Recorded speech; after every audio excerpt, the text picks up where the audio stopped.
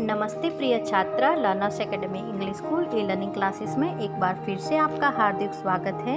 बच्चों, आज हम कक्षा 3 में हिंदी विषय में व्याकरण सीखेंगे। जी हाँ बच्चों, जैसा कि आप जानते ही हो कि हम चैप्टर 6 पूछना माली से इस पाठ को भी अच्छी तरह से समझ चुके हैं एवं अभ्यास में शब्द के अर्थ एवं प्रश्नोत्तर भी अच्छे से सीख गए हैं। तो आज हम भाषा ज्ञान में कुछ व्याकरण के पहलू दिए गए हैं, आइए हम इनको देख लेते हैं। भाषा ज्ञान। बच्चों, आपकी टेक्स्ट बुक में पेज नंबर 42 पे भाषा ज्ञान दिया गया है। आइए देखते हैं। प्रश्न 1, कौन है एक, कौन है अनेक? चुनकर लिखो।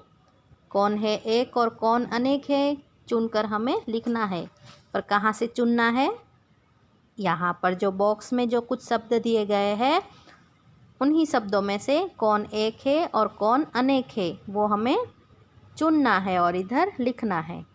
जैसे कि पौधा एक है ना, और पौधे मतलब अनेक है, तो पौधा पौधे। इसी तरह से रेशा और रेसे, रेशा एक है जबकि रेसे अनेक है। इसी तरह से स्त्री स्त्रियाँ, एक स्त्री हो तो स्त्री बोलते हैं ना, और दो से ज़्यादा स्त्री हो, दो या दो से ज़्यादा तो स्त्रियाँ। इसी तरह से कपड़ा कपड़े। तो बच्चों, जो चीज़ एक होती है, जो वस्तुएं एक होती है, वह शब्द एक वचन में आएगा, और जो दो या दो से अधिक हो वह शब्द बहुवचन में आएगा। तो आपको पता चल गया ना कि एक वचन किसे कहते हैं और बहुवचन किसे कहते हैं। प्रश्न 2, उल्टे अर्थ वाले मतलब कि विलोम शब्द से मिलान करो। यहाँ पर कुछ शब्द दिए गए हैं बच्चों, हमें क्या करना है?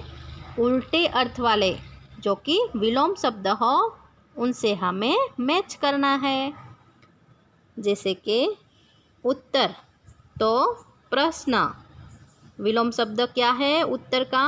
प्रश्न। सर्दी गर्मी। अधिक, अधिक का विलोम शब्द क्या है? कम। दिन तो रात। इसी तरह से अंधेरा उजाला, बाहर भीतर, अच्छा बुरा, जमीन आसमान। तो बच्चों, यहाँ पर हमने क्या किया? उल्टे अर्थ वाले शब्द से मिलान किया, मतलब ये सब एक दूसरे से विलोम शब्द है ना, विलोम मतलब ऑपोजिट। प्रश्न 3, यह भी जाने। र को कई तरह से लिखते हैं, पढ़ो और समझो। घर, र प्लस अ इज इक्वल टू र। यहाँ पर र से अ मिलने से पूरा र इसी तरह से लिखते हैं। प्रश्न, प प्लस र इज इक्वल टू प्र। प के साथ र मिलने से प्र लिखेंगे, तो यहाँ पर र कहाँ आ गया? यहाँ पे आ गया। ड्रामा, ड प्लस रा इज इक्वल टू ड्रा।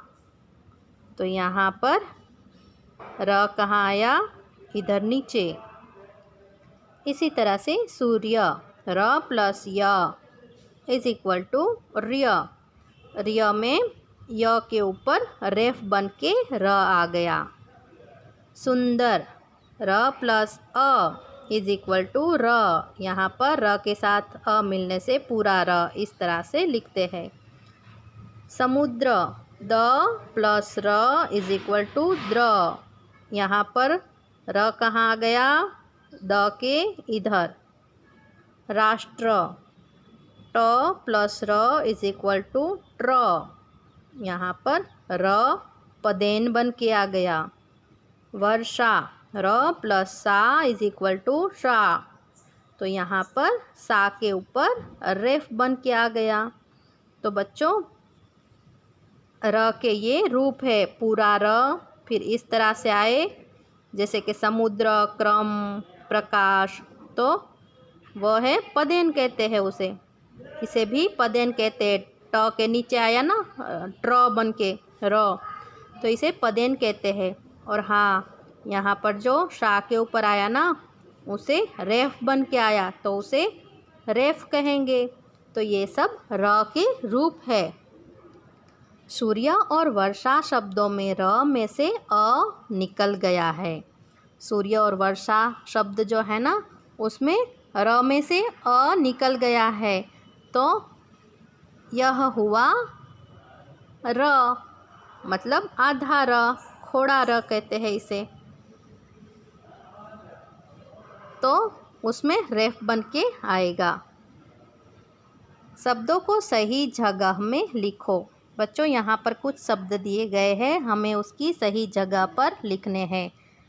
जिस तरह से ये है पूरा र, ये रेफ बन के आया है ना र, मतलब के आधा र जब व्यंजन के साथ मिला तो इस तरह से रेफ बन गया।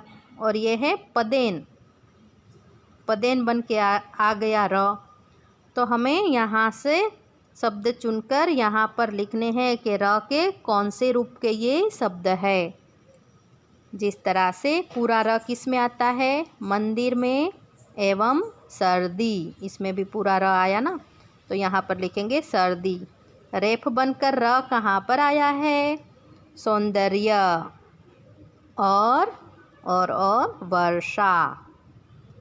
तो ये शब्द हम यहाँ पर लिखेंगे र के इस रूप के नीचे। और हाँ, पदेन, पदेन बनकर र कहाँ पर आया है, कौन से शब्द पर आया है, क्रम और प्रतिदिन। और ये पदेन बनकर र कौन से शब्दों में आया है, ट्राम एवं ट्रक। तो यहाँ पर इस तरह के र के रूप वाले शब्द हम लिख देंगे। बच्चों आगे है प्रश्न 4, सही शब्द चुनकर लिखो। बच्चों यहाँ पर 4 शब्द दिए गए हैं, हमें खाली जगह में वो शब्द लिखने हैं। फूलों की तरह, फूलों की तरह कोमल, शहद की तरह, शहद की तरह मीठा, पर्वत की तरह, पर्वत की तरह ऊंचा, और बर्फ़ की तरह, बर्फ़ की तरह क्या होता है, ठंडा। तो बच्चों ये जो शब्द दिए गए हैं ना, कोमल, मीठा, ऊंचा, ठंडा, ये सब क्या है, विशेषण है, विशेषता दर्शाते हुए शब्द है ना, तो इन शब्दों को विशेषण कहते हैं। प्रश्न 5, जिन शब्दों के नीचे रेखा खींची है वे किसके लिए है। बच्चों यहाँ पर वाक्य दिए गए हैं और जिन शब्द के नीचे रेखा खींची है वो शब्द किसके लिए है ये हमें बताना है। जिस तरह से सभी फूल उससे चिढ़ते थे, तो यहाँ पर कौन से शब्द के नीचे रेखा खींची गई है, उससे। उससे मतलब किसकी बात की गई है, सभी फूल किससे चिढ़ते थे, कपास से चिढ़ते थे ना, तो कपास से, उससे मतलब कपास, कपास की बात की गई है ना, तो यहाँ पर हम लिखेंगे कपास। ख, मैं फूलों का राजा हूँ। मैं शब्द किसके लिए है, गुलाब के लिए है ना, तो यहाँ पर हम लिखेंगे गुलाब। इसी तरह से तुम इस पर अधिक ध्यान देते हो, तुम किसके लिए शब्द है, माली के लिए है ना, तो यहाँ पर हम लिखेंगे माली। तो बच्चों उससे, मैं, तुम शब्द संज्ञा की जगह आए हैं, मतलब ये संज्ञा है ना, इसकी जगह पर तुम, मैं, उससे ये शब्द आए हैं ना, तो उसे क्या कहते हैं, सर्वनाम शब्द कहते हैं। ये सब क्या है, सर्वनाम शब्द है। उससे, मैं, तुम, इससे, उसे, ये सब क्या होते हैं शब्द, ये शब्द सर्वनाम कहे जाते हैं। आगे है कुछ करने को। कपास के रेशों से सूत बनता है, पता करो और लिखो इनसे क्या बनाया जाता है, क्या क्या बनाया जाता है। तो बच्चों यहाँ पर नारियल का चित्र दिया गया है ना। नारियल के रेशों से क्या बनता है? चटाई, रस्सी, बैग, सजावट की वस्तुएं सब बनता है ना नारियल के रेशों से। और नीम के पत्तों से क्या बनता है? तेल बनता है, साबुन बनता है, दवाइयाँ, क्रीम आदि सब बनता है ना। और गुलाब के फूल से क्या बनाया जाता है? गुलाब जल, इत्र, गुलकंद, शरबत, साबुन, क्रीम आदि सब गुलाब के फूल से बनता है ना। तो बच्चों आशा है कि यहाँ पर आपको चैप्टर 6 का भाषा ज्ञान, उनके प्रश्न एवं उत्तर अच्छे से समझ में आ ही गए होंगे।